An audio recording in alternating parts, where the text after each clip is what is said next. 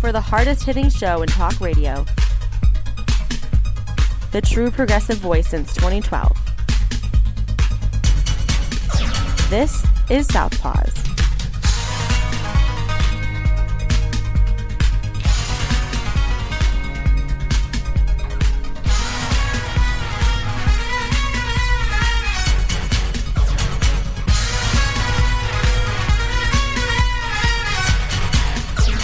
And welcome to Southpaws on the Pacifica Radio Network. We are the leaders of the revolution. I am Darren Gibson, your host today. We'll have an update on the Israel-Hamas war. Hunter Biden says no to Congress. We'll tell you about that in just a little bit. The Supreme Court will discuss the case about abortion medication and whether that's going to be unconstitutional. Also, the Supreme Court also says they're going to hear a case that could undo Capitol riot charges against hundreds of people, including the lovely orange jerk Donald Trump. Also, speaking of Trump, prosecutors in Michigan outlined their case against false Trump electors in their first hearing. Plus, we'll have the latest on the Ottawa County Board of Commissioners and Ottawa Impact. Plus, we have a Hammer Time Award this week. Plenty to talk about, but before we get to today's topics, a couple of reminders. You can follow us on social media by going to facebook.com/Southpaws Radio Show. You can follow us on X, the former Twitter, at Southpaws Radio. You can follow us on Tumblr at southpawsradioshow.tumblr.com. You can follow us on YouTube and Mastodon by doing a search for Southpaws Radio. You can become a patron of the show by going to patreon.com/Southpaws Radio. You can listen to the show anytime at Apple Podcasts, Spreaker, Google Podcasts, Podcast Addict, Podvine, and Pandora by doing a search for Southpaws. Once you found our logo, you found us. We send links to our weekly episodes to our Facebook, X, Tumblr, YouTube, and Mastodon accounts. You can listen to us on Global Community Radio Channel 1 every Saturday night at 11 Eastern, and you can listen to us on great Pacifica stations, including KCEI in Taos, New Mexico, and KCGM in Kabul, Missouri. So be sure to listen to us on your local Pacifica affiliate. So let's get to the latest on the Israel-Hamas war. We are recording this show on Wednesday, December 13th, 2023. This is the Associated Press's reporting. Israel forged ahead with its air and ground offensive Wednesday in Gaza, drawing international outrage and rare criticism from the United States over the killing of thousands of civilians. The United Nations General Assembly voted overwhelmingly Tuesday to demand a humanitarian ceasefire. General Assembly resolutions are not legally binding, but the Assembly's message in favor of ending the Israel-Hamas war serves as an important barometer of world opinion. Just hours before the vote, President Joe Biden warned that Israel was losing international support because of its indiscriminate bombing of Gaza. The Israel-Hamas war has resulted in the deaths of over 18,400 Palestinians, according to the Hamas-controlled health ministry, which does not differentiate between civilian and combatant deaths.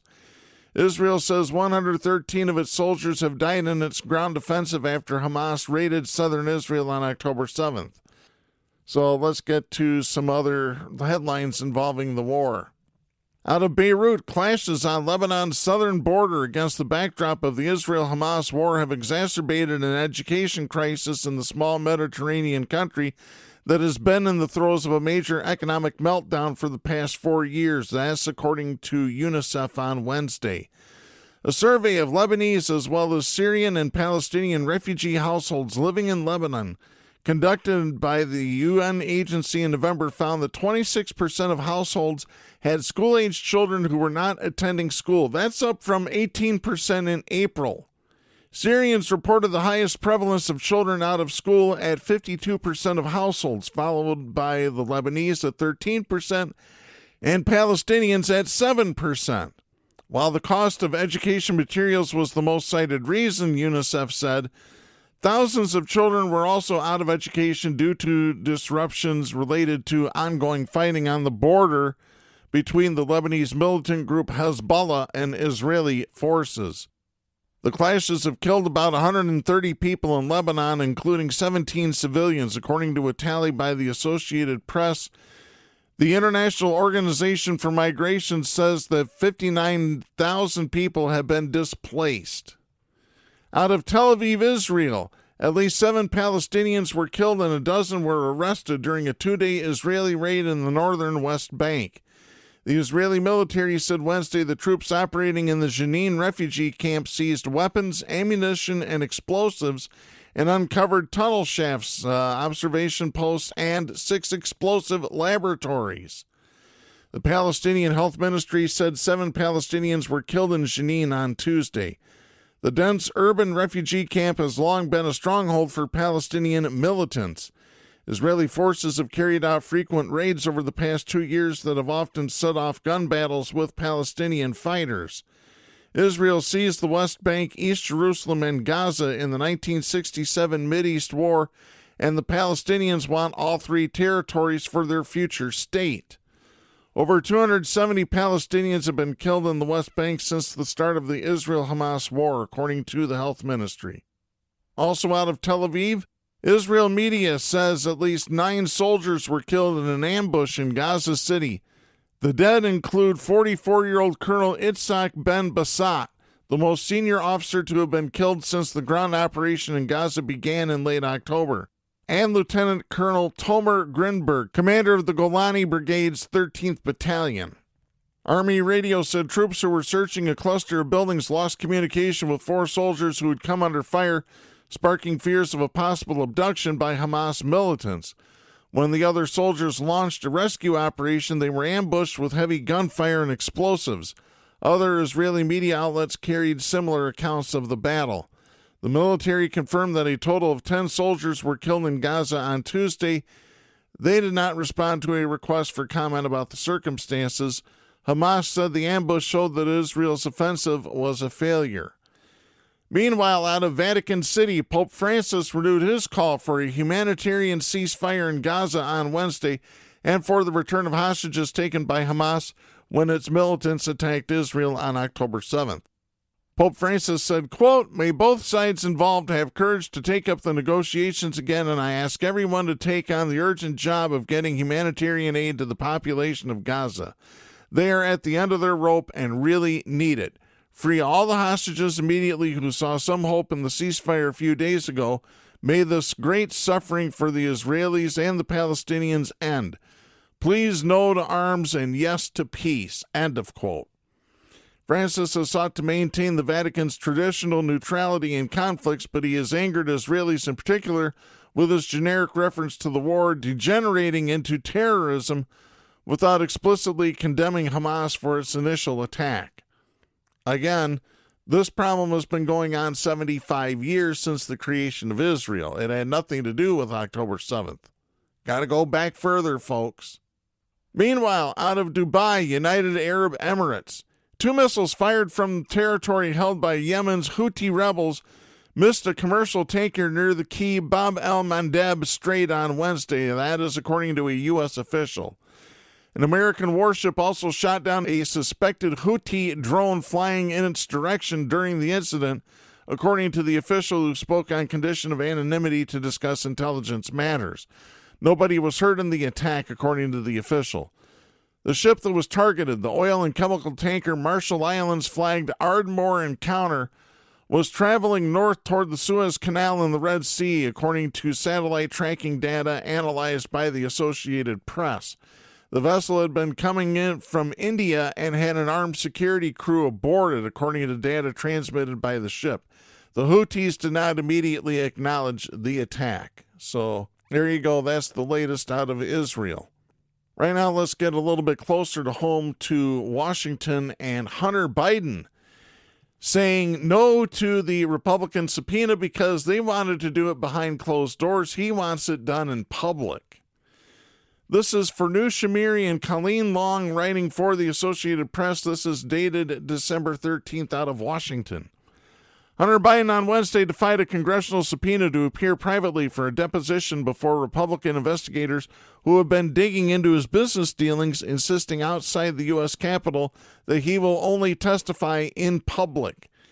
In a rare public statement, the Democratic president's son slammed a GOP subpoena requesting closed-door testimony, saying that testimony could be manipulated. Well, because that's what Republicans do. They manipulate, they deflect, and they gaslight. They manipulate, they deflect, and they gaslight. It's that simple, folks. Hunter Biden said outside the Capitol, quote, Republicans do not want an open process where Americans can see their tactics, expose their baseless inquiry, or hear what I have to say. What are they afraid of? I am here. End of quote. Representative James Comer of Kentucky, the chairman of the House Oversight Committee, has said Republicans expect full cooperation with the private deposition. He has indicated that the House would swiftly charge Biden with a contempt of Congress charge if he did not cooperate. Well, then you better get after Jim Jordan first, because he defied a congressional appearance, and he should be held in contempt of Congress.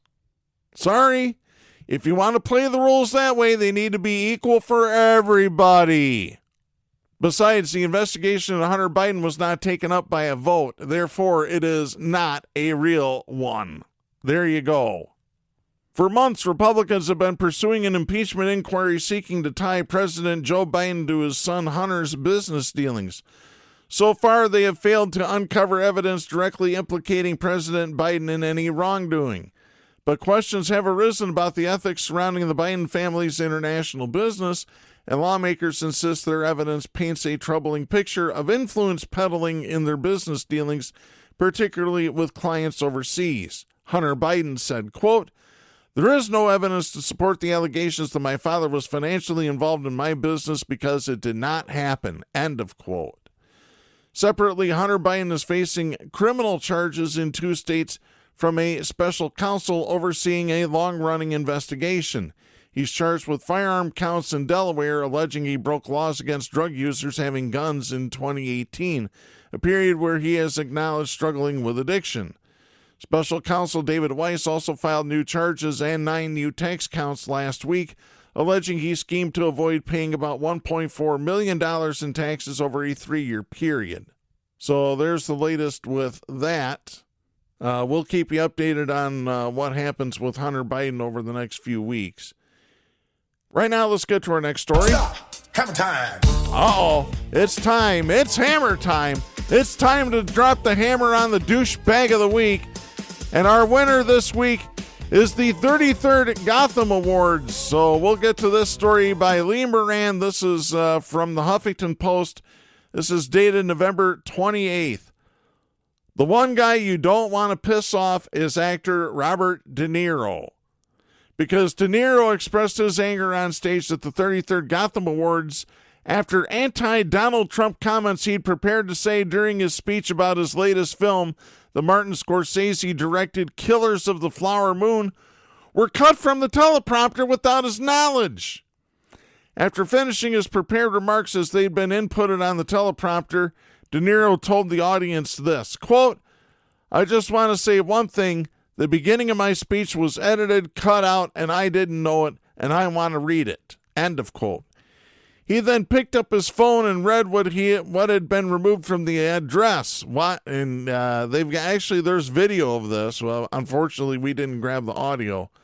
Here's what he said. Quote, history isn't history anymore. Truth isn't truth, and even facts are being replaced by alternative facts and driven by conspiracy theories and ugliness. In Florida, young students are taught that slaves developed skills which could be applied for their personal benefit. The entertainment industry isn't immune to this festering disease. The Duke, John Wayne, famously said of Native Americans, I don't feel we did wrong in taking this great country away from them. There were great numbers of people who needed new land, and the Indians were selfishly trying to keep it for themselves. End of quote. The actor then turned his attention to Donald Trump, who he scathingly called out on multiple previous occasions. Here's what De Niro said. Quote, lying has become just another tool in the charlatan's arsenal. Trump lied to us more than 30,000 times during his 4 years in office, and he's keeping up the pace in his current campaign of retribution. But with all of his lies, he can't hide his soul. He attacks the weak, destroys the gifts of nature and shows his disrespect, for example, by using Pocahontas as a slur, end of quote. He refers to Trump as former president. We don't do that on this show, as former, current, or future. Trump. De Niro said that was the end of the edited out part. He told his audience, quote, "This is where I came in and I saw that they edited all that, so I'm going to say these things, but to Apple and thank them and all that, got them, blah, blah, blah, Apple. But I don't feel like thanking them at all for what they did. How dare they do that, actually?" End of quote. Well, how dare they? Exactly. It's censorship. It's censorship by a bunch of right-wingers. Because right-wingers, evil, violent, conservative traitors love to censor the left. By the way, neither Apple nor the Gotham Film and Media Institute have commented on De Niro's criticism. And why would they? Because they know that they're in the wrong. So to the Gotham Film and Media Institute, congratulations on being douchebags of the week. We have this message for you. Don't be a douchebag. Yeah, you got that right. You need to stop cozying up to evil, violent, conservative traitors, because that's all conservatives are. They're evil, they're violent, and they are traitors. Every single last goddamn one of them. So that takes care of our Hammer Time segment for this week. Let's get to our next story. This is Mark Sherman, writing for the Associated Press. This is dated December 13th out of Washington. The United States Supreme Court agreed on Wednesday to take up a dispute over a medication used in the most common method of abortion in the United States, its first abortion case since it overturned Roe v. Wade last year. The justices will hear appeals from the Biden administration and the maker of the drug mifepristone, asking the High Court to reverse an appellate ruling that would cut off access to the drug through the mail and impose other restrictions, even in states where abortion remains legal. The restrictions include shortening from the current 10 weeks to 7 weeks the time during which mifepristone can be used in pregnancy. The 9 justices rejected a separate appeal from abortion opponents who challenged the Food and Drug Administration's initial approval of mifepristone as safe and effective in 2000. The case will be argued in the spring, with a decision likely by late June, in the middle of the 2024 presidential and congressional campaigns. I'm warning the Supreme Court right now. If you vote against this, if you vote to put restrictions on that drug, if you think that the blue wave was huge in 2022, you ain't seen nothing yet. Just telling you, folks. Better get a clue. Better buy a clue. Mifepristone, made by New York-based Danco Laboratories, is one of 2 drugs used in medication abortions, which account for more than half of all abortions in the United States. More than 5 million people have used it since 2000. The Supreme Court overturned the constitutional right to abortion in June of 2022. That ruling has led to bans on abortion at all stages of pregnancy in 14 states, with some exceptions, and once cardiac activity can be detected, which is around 6 weeks, in 2 others. This also led to other states guaranteeing the right to abortion in their state constitutions, so that Republicans can't touch it ever again. Abortion opponents filed their challenge to mifepristone the following November and initially won a sweeping ruling 6 months later, revoking the drug's approval entirely. The appeals court left intact the FDA's initial approval of mifepristone, but it would reverse changes regulators made in 2016 and 2021 that eased some conditions for administering the drug. The justices blocked that ruling from taking effect while the case played out, though Justices Samuel Alito, the author of last year's decision overturning Roe, and Clarence Thomas said they would have allowed some restrictions to take effect while the case proceeded. Women seeking to end their pregnancies in the first 10 weeks without more invasive surgical abortion can take mifepristone along with misoprostol. The FDA has eased the terms of mifepristone's use over the years, including allowing it to be sent through the mail in states that allow access. In its appeal, the Democratic administration said the appeals court, the 5th U.S. Circuit Court of Appeals in New Orleans, ignored the FDA's scientific judgment about mifepristone's safety and effectiveness since its approval in 2000. White House Press Secretary Karine Jean-Pierre said on Wednesday that the appellate ruling, quote, threatens to undermine the FDA's scientific independent judgment and would reimpose outdated restrictions on access to safe and effective medication abortion, end of quote. Lawyers for the anti-abortion medical groups and individual physicians who have challenged the use of mifepristone had urged the Supreme Court to turn away the appeals. Lawyers for the Alliance Defending Freedom, or as I call them, assholes defending fascism, which describes itself as a Christian law firm, yeah, real Christian of them, said, quote, the modest decision below merely restores the common sense safeguard under which millions of women have taken chemical abortion drugs, end of quote. Oh, really? No, you're threatening to kill women across this country because of your so-called religion. The lead attorney on the Supreme Court filing is Eric Hawley, the wife of Republican U.S. Senator Josh Hawley of Missouri. She needs to recuse herself. Sorry, she does. U.S. District Judge Matthew Kacsmaryk, an appointee of Donald Trump in Texas, initially revoked FDA approval of mifepristone. Responding to a quick appeal, 2 more Trump appointees on the 5th U.S. Circuit Court of Appeals said the FDA's original approval would stand for now. But Judges Andrew Oldham and Kurt Engelhardt said most of the rest of Kacsmaryk's ruling could take effect while the case winds through federal courts. Besides reducing the time during which the drug can be taken and halting distribution through the mail, patients who are seeking medication abortions would have had to make 3 in-person visits with a doctor. Women also might have been required to take a higher dosage of the drug than the FDA says is necessary. Because they hate women. That's all it is. Conservatives hate women. Healthcare providers have said that if mifepristone is no longer available or is too hard to obtain, they would switch to only using misoprostol, which is somewhat less effective in ending pregnancies. Once again, because conservatives don't give a fuck about women because they hate women. It's true, folks. Just look at their past rulings. Get a clue. Buy a clue, folks. You need a quarter? Buy a clue. Then we have more news from the U.S. Supreme Court. This is Mark Sherman writing for the Associated Press out of Washington, dated Wednesday, December 13th. The U.S. Supreme Court on Wednesday said it will hear an appeal that could upend hundreds of charges stemming from the Capitol riot, including against Donald Trump himself. The justices will review an appellate ruling that revived a charge against 3 defendants accused of obstruction of an official proceeding.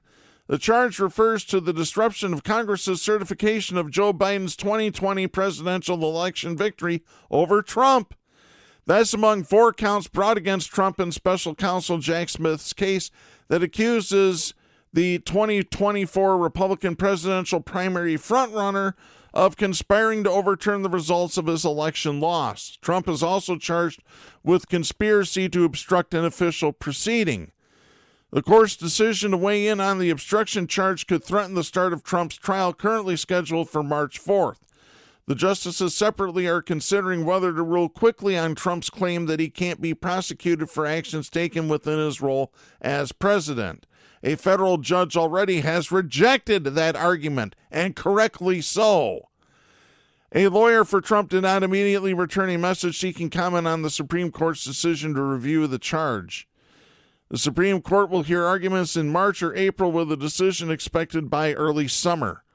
The obstruction charge, which carries up to 20 years behind bars, has been brought against more than 300 defendants and is among the most widely used felony charges brought in the massive federal prosecution following the deadly insurrection on January 6th, when a mob of Trump supporters stormed the Capitol in a bid to keep Biden, a Democrat, from taking the White House. Yes, those people were traitors, and they still are traitors. Let's just call them what they are, folks. At least 152 people have been convicted at trial or pleaded guilty to obstructing an official proceeding, and at least 108 of them have been sentenced, according to an Associated Press review of court records. A lower court judge had dismissed the charge against Joseph Fisher, a former Pennsylvania police officer, and 2 other defendants, ruling it didn't cover their conduct. The justices agreed to hear the appeal filed by lawyers for Fisher, who is facing a 7-count indictment for his actions on January 6, including the obstruction charge. The other defendants are Edward Jacob Lang of New York's Hudson Valley and Garrett Miller, who has since pled guilty to other charges and was sentenced to 38 months in prison. Miller, who is from the Dallas area, could still face prosecution on the obstruction charge.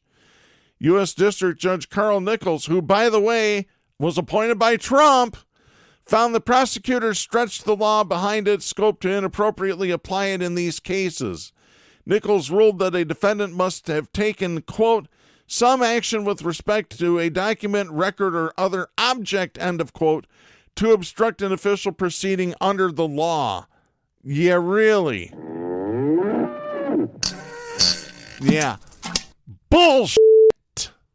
The Justice Department challenged that ruling, and the appeals court in Washington agreed with prosecutors in April that Nichols' interpretation of the law was too limited. Other defendants, including Trump, are separately challenging the use of the charge. Defense attorney Kira Ann West, who has represented several January 6 defendants charged with obstruction of an official proceeding, said the courts will have to, quote, undo a whole bunch of cases, end of quote, and adjust many sentences if the Supreme Court rules in their favor. She said, quote, this is a watershed day. In our world, defense lawyer world, this is huge, end of quote. Yeah, I'd like to shed some water. I'd like to waterboard ya.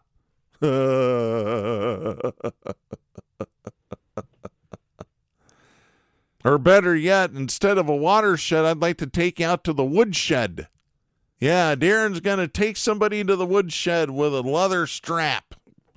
Unbelievable. Like I said, please come after me. I have First Amendment rights too, so f*** off. West represents a man scheduled to be tried in early January on charges including the obstruction count. She doesn't yet know if she will seek a delay until the Supreme Court resolves the challenge. More than 1,200 people have been charged with federal crimes stemming from the riot, traitorous riot, let me add. More than 700 defendants have pled guilty. Speaking of the false electors and the Trump riot, we have our next story. This is Joy Capoletti writing for the Associated Press. This is dated December 13th out of Lansing, Michigan. Prosecutors began to outline their case Wednesday against 15 Michigan Republicans who face forgery and other charges for serving as false electors for Donald Trump in 2020 in what is expected to provide the fullest glimpse yet at the state's case.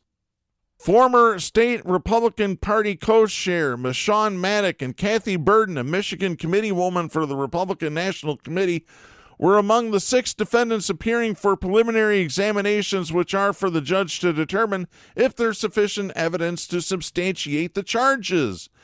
Attorney General Dana Nessel announced the charges against Michigan's slate of 16 false electors in July. All defendants have pled not guilty except for one.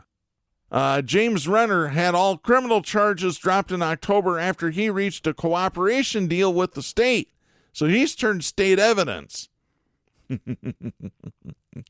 Wait till all the closets are opened up and all the skeletons are exposed. I'm going to enjoy this. One defendant, Kenneth Thompson, on Wednesday had his case moved to a later date after his attorney didn't show up. The other 8 defendants will have preliminary examinations at later dates. Investigators say the group met at the Michigan GOP headquarters on December 14th, 2020, and signed a document falsely stating that they were the state's duly elected and qualified electors. Each of the defendants face 8 criminal charges, including multiple counts of forgery. President Joe Biden won Michigan by a nearly 155,000 votes, a result confirmed by a GOP-led state Senate investigation in 2021.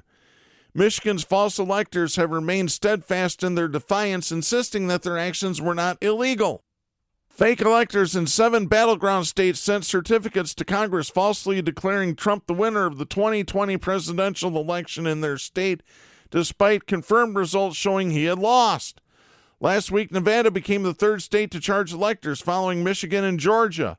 Republicans who served as fake electors in Wisconsin, meanwhile, agreed to a legal settlement last week in which they conceded that Biden won the election and that their efforts were part of an attempt to improperly overturn the 2020 results. That's some big news right there.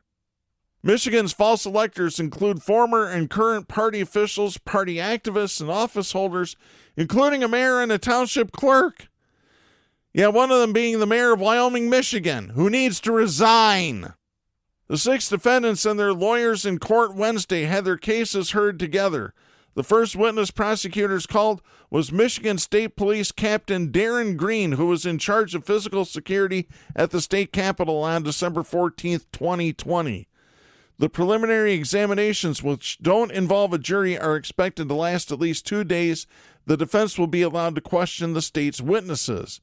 The judge will then rule whether the prosecution has met their burden of proof for the cases to be bound over to circuit court.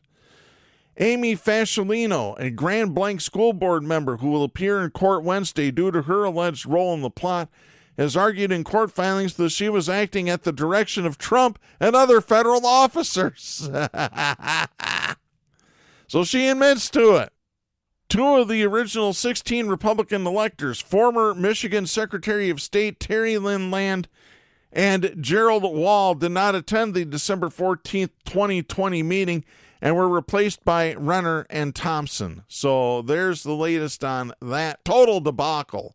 Absolute fallacy. Right now, let's go ahead to the west side of Michigan to focus in on Ottawa County.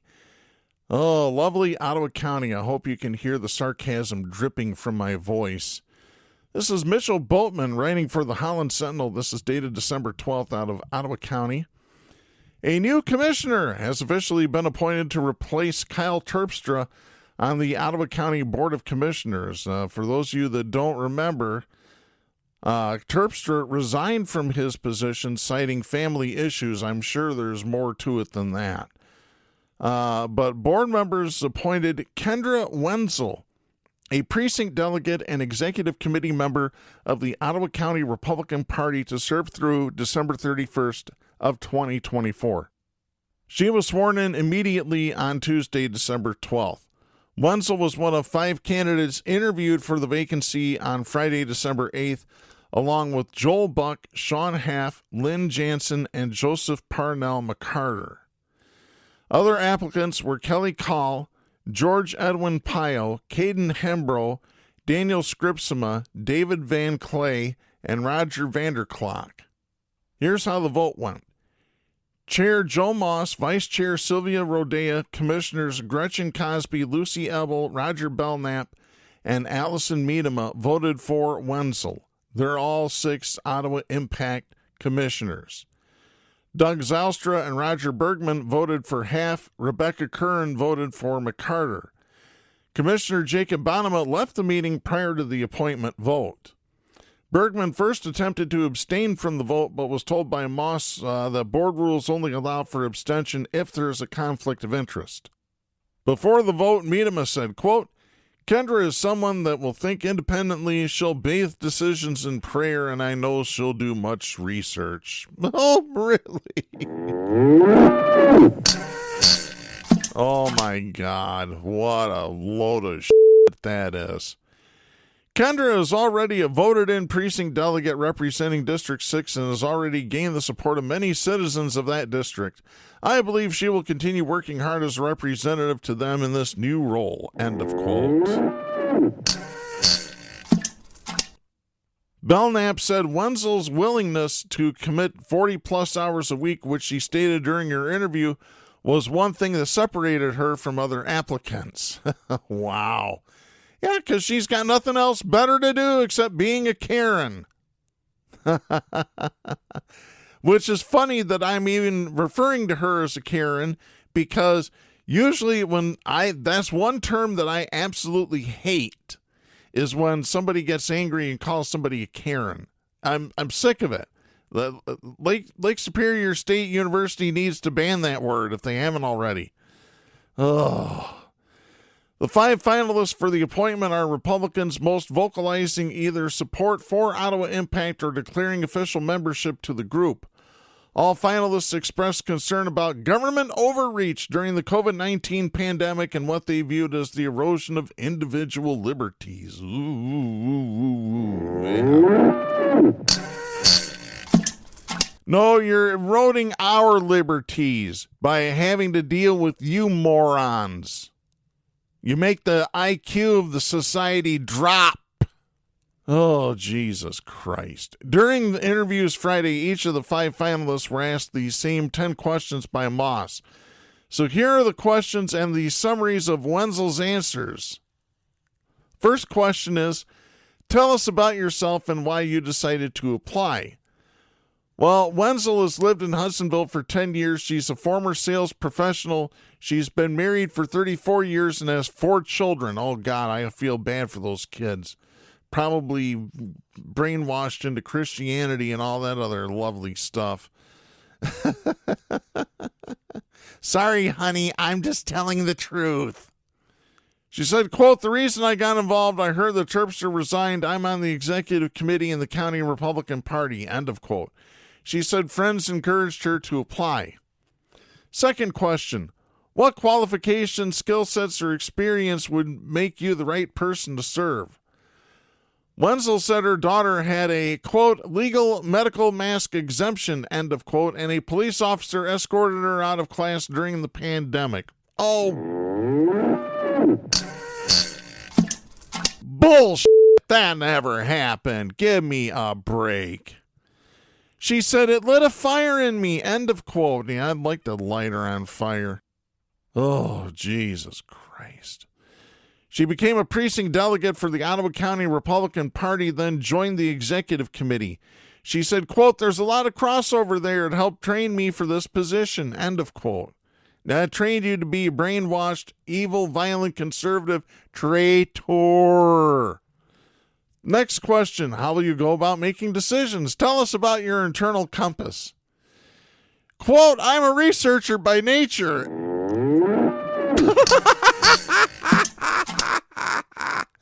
I ask a lot of questions about the specific things we are trying to resolve or do. There has to be complete truth at the center of all that. Also, prayer and discernment are important to me. There you go. Prayer and discernment. Oh, my God. Prayer and discernment along with research. Those two never meet. The train never meets, folks. Oh. The hypocrisy is just unbelievable. It really is. Next question. Given the opportunity to receive a $1 million grant, how would you spend it and why? Wenzel said she would conduct, quote, a lot of research on what's needed and where, end of quote. No, she'll just follow what Joe Moss and Sylvia Rodea tell her, because that's all they are. They are acolytes, period. Next question, how much time do you expect to be able to give to this role? Wenzel said the first 3 to 5 months in the position could require about 40 to 60 hours a week. She said, quote, whatever is needed, end of quote. Next question, can you describe a time where you had differing opinions and you had to make a decision? Wenzel spoke about being diagnosed with Hodgkin's lymphoma. She said her doctor wanted her to get chemotherapy. She said, quote, I wanted time to research. She was not an advocate for me, end of quote. She said she did a natural protocol instead. Quote, there was a pharmacist in that meeting who said, I'm so proud of you. You're your own best advocate, end of quote.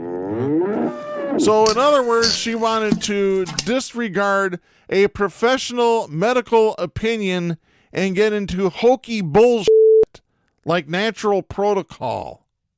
Sorry, if I want a medical opinion, I talk to, guess who?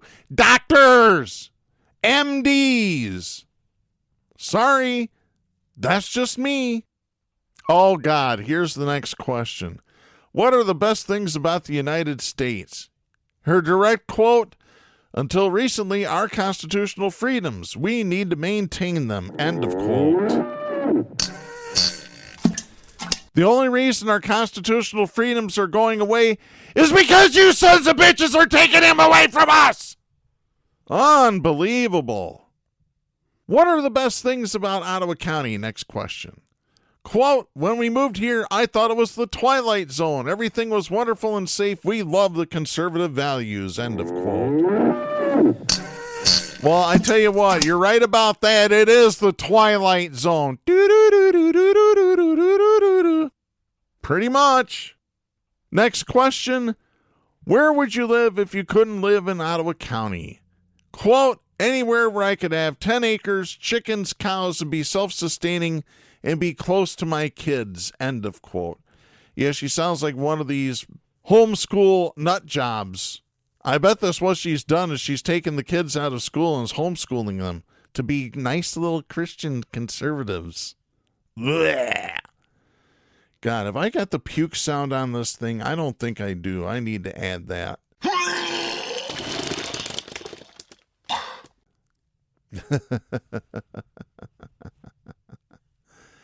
And the last question, what else would you like to share that you haven't been asked? Quote, the values all of you have is a beautiful thing, and I would love to be a part of that.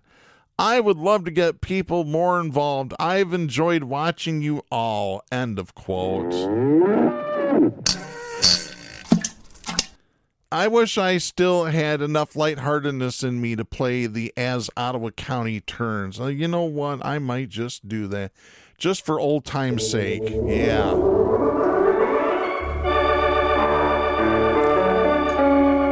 Oh boy. And now, Hawker and Ramble present As Ottawa County Turns. Brought to you by Huff's Facial Tissues. Use it to wipe your nose after you've been huffing gasoline or after you've been snorting cocaine.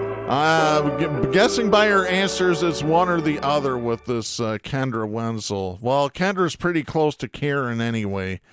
Yeah, so let's get out of here with that. Let's go ahead with the outro.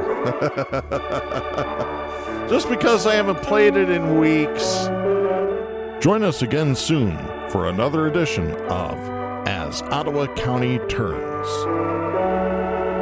This program is produced for Big D Entertainment. Stay tuned for the edge of blight over most of these stations. Yeah, there's going to be blight in Ottawa County if these assholes continue to have control over everything. Tell you what, they're spending money like it's water. They really are, folks. Oh, good grief. Let's get to our next. Speaking of spending money and not having more in the coffers, let's get to this next story here. This is John King writing for the Michigan Advance. This is dated December 11th.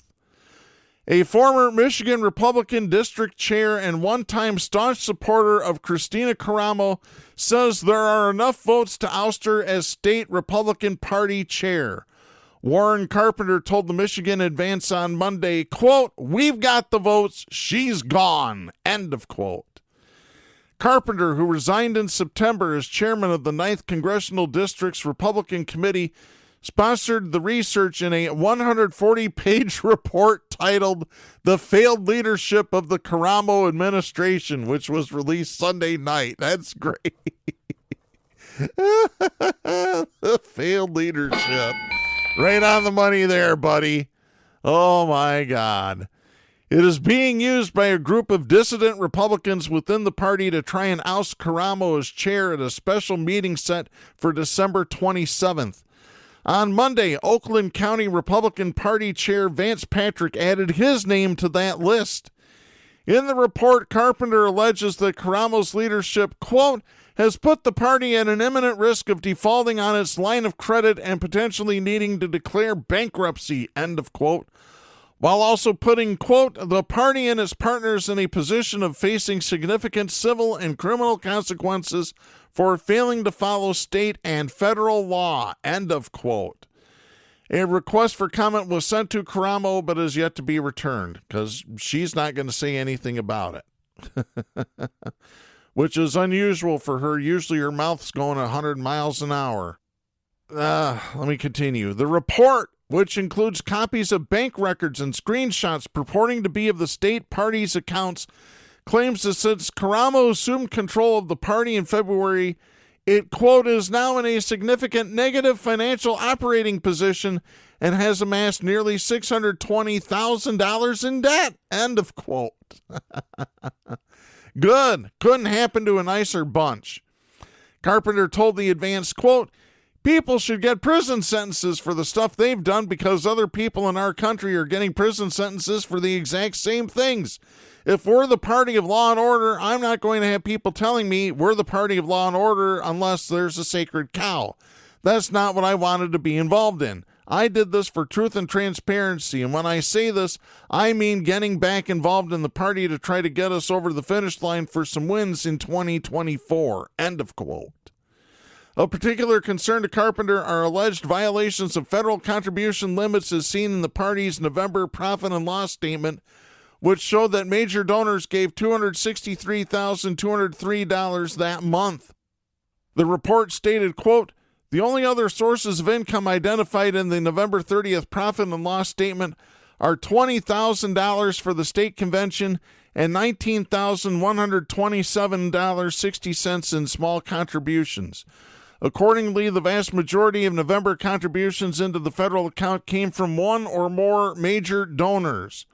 Under applicable federal campaign finance laws, a person is limited to contributing a total of $10,000 to a state party's federal committee account. End of quote. Carpenter contends that most of the November contributions to the party's federal account came from a single unidentified donor, thus federal contribution limits were violated. He also says questionable spending, such as nearly $75,000 for undisclosed services paid to a business associated with Ottawa Impact leader Joe Moss, was not reported on any of the party's campaign finance reports, which he called, quote, a significant compliance issue, end of quote. Moss, who is also the chair of the Ottawa County Board of Commissioners, nominated Karamo for chair at the February convention. So right there, you've got one hand washing the other. One real consequence of these violations, according to Carpenter, is the chance the party is taking of losing what is known as safe harbor status within campaign finance law. According to the Federal Elections Commission, political committees that have internal safeguards in place to prevent the misappropriation of funds will be given safe harbor and not be assessed civil penalties for filing incorrect reports. However, Carpenter believes once the FEC investigates the alleged violations, which he says is imminent, it will become clear that they won't meet that standard. So Kristina Karamo is destroying the party from inside. This is great. Carpenter added, quote, then every mistake they made is going to be seen by the FEC as adversarial. That's a totally different shift, and once you lose safe harbor in your FEC account, you don't get to keep it for your state account. You don't get to keep it for the administrative account of any of those, because all of those operate under the same standards of safe harbor. So if you lose it for one position, you lose it for the entire body. End of quote. Carpenter also notes that the party's bylaws clearly state that the Budget Committee must have a member from all 13 districts who are supposed to control the party's spending, which is not being done and why the violations are being allowed to occur. He said, quote, they're operating a completely separate financial organization outside of the party with these individuals who are enriching their friends, end of quote. Additionally, the party accepted a $110,000 loan from the Lynette R. Wilson Trust to pay the speaking fee for actor Jim Caviezel to speak at the Mackinac Leadership Conference in September. Yeah, that's the guy that played Jesus in The Passion of the Christ. Oh, brother. They brought him up for a speech. The report concludes this way. Quote, the Karamo administration has driven the party into an unsustainable financial operating position. The party cannot continue to operate any longer at this rate. Ms. Karamo's financial plan has been a complete failure, and she has no new plan to bring the party back. If Ms. Karamo is allowed to continue following her failed plan, the party will endure additional financial losses and the creation of more debt, and ultimately the effective end of the party.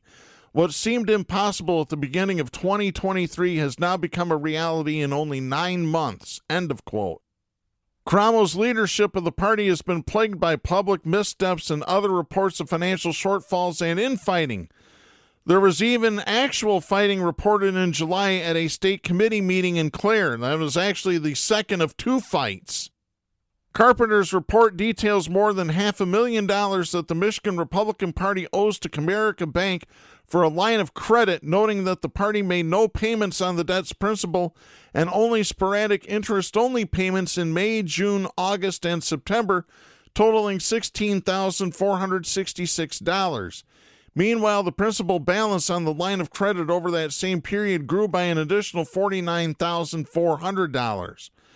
Karamo, meanwhile, has proposed eliminating some of the debt by selling off the party's unused headquarters building in Lansing, despite the fact that it is not actually owned by the party, but instead by a trust governed by former party leaders and major donors. Oh, yeah, that's going to get even better, because on Friday, the state party filed a lawsuit against the Michigan Republican Party Trust and Comerica Bank, saying the building properly belongs to the party. Carpenter's report says the legal action means the party will likely face legal action by Comerica Bank to collect on the debt. It says in part, quote, "This lawsuit will likely include a judgment for the sheriff to seize all the party's assets for sale at auction, and also a garnishment of the party's bank accounts and amounts that third parties owe the party. Under this scenario, the party will have little choice but to declare bankruptcy." End of quote. As to who he thinks will take the reins of the party if they are successful in removing Karamo, Carpenter wouldn't speculate on anyone in particular, only saying it had to be someone better than what they have now. He told the Michigan Advance, quote, "I will support anybody who supports the principles that I first signed up for, which are law and order, transparency, and hard work. If any of these individuals that come forward want to sign up to that and prove that, then so be it. And if they get in and they don't do it, then I'll do the same thing I did with the prior administration, expose what the malfeasance is, and I'll push to get them out. We want competent leadership." End of quote. Yeah, that's about it. And I want to get to this story. This is Anthony Izagiri writing for the Associated Press. This is dated December 12th out of Albany, New York. New York's highest court on Tuesday ordered the state to draw new congressional districts ahead of the 2024 elections, giving Democrats a potential advantage in what is expected to be a battleground for control of the U.S. House. The 4-3 decision from the New York Court of Appeals could have major ramifications as Democrats angle for more favorable district lines in the state next year. Republicans, who won control of the House after flipping seats in New York, sought to keep the map in place. The state's bipartisan Independent Redistricting Commission will now be tasked with coming up with new districts, which will then go before the Democrat-controlled legislature for approval. The court ordered the commission to file a map no later than February 28th. Chief Judge Rowan D. Wilson wrote for the majority, quote, "In 2014, the voters of New York amended our Constitution to provide that legislative districts be drawn by an independent redistricting commission. The Constitution demands that process, not districts drawn by courts." End of quote. The ruling is an early but important step in Democrats' plans to retake a handful of congressional districts in New York seen as vital to winning a House majority. U.S. Representative Susan Del Benny, chairman of the Democratic Congressional Campaign Committee, said, quote, "Today's decision is a win for democracy and particularly the people of New York. We are eager for the Independent Redistricting Commission to get back to work to create a new, fair congressional map through the process New York voters intended." End of quote. Democrats sued to have last year's maps thrown out after their party lost seats in the New York City suburbs and handed control of the House to Republicans. The case came after Democrats in the state bungled the redistricting process for the 2022 elections, and along with what many considered political miscalculations at the top of the state ticket, drew blame for the party's loss of the House. The maps used last year were supposed to be drawn by the state's Independent Redistricting Commission. But the commission, which is made up of an equal amount of Democrats and Republicans, failed to reach a consensus and eventually gave up. The state legislature then stepped in and drew its own map, which was set up in a way to give Democrats a major edge by cramming Republican voters into a few super districts, diluting Republican voting power in the rest of the state. A legal challenge stopped the Democrats' map from moving forward, and the Court of Appeals ruled that the state didn't follow proper procedure in adopting the maps. Instead, the court had an independent expert draw a new set of lines that, along with strong turnout from the Republicans, led to Republicans flipping seats in the New York City suburbs and winning control of the House in 2022. Democrats then filed their own lawsuit to stop last year's maps from being used in 2024, with the case going all the way to New York's highest court. They argued that the court-drawn map was never meant to be used in more than one election, and that the state's bipartisan redistricting commission should have another opportunity to draw the maps. Republicans have argued the districts are politically balanced and should not be discarded. Savannah VR, spokesperson for the National Republican Congressional Committee, said, quote, "We are disappointed but not surprised by the court's decision to allow Democrats a second attempt at gerrymandering the maps. Instead of focusing on policies that appeal to everyday voters, Democrats are trying to cheat their way to power." End of quote. No, that's you, Republican sons of bitches. Again, deflect and gaslight. Deflect and gaslight. Democrats have dedicated major financial and campaign resources to retake districts in New York next year. Republicans are aiming to hold on to those seats, focusing on issues such as crime and the arrival of migrants that they hope will animate suburban voters. Still, the redistricting process is far from over. A new map will likely result in another legal challenge, with the commission's work closely watched by both Republicans and Democrats. New York Law School professor Jeffrey Weiss, who focuses on redistricting, said, quote, "We're going to have a very busy holiday redistricting season to have maps ready by February." End of quote. Yeah, that's an understatement there. You know, I tell you what, I love having independently drawn maps, but I'm sorry. When you're part of an independent commission, you don't give up. You don't just throw your hands up in the air and say, no, we can't get to a solution. You have to come to a solution. That's why I like how Michigan has their setup.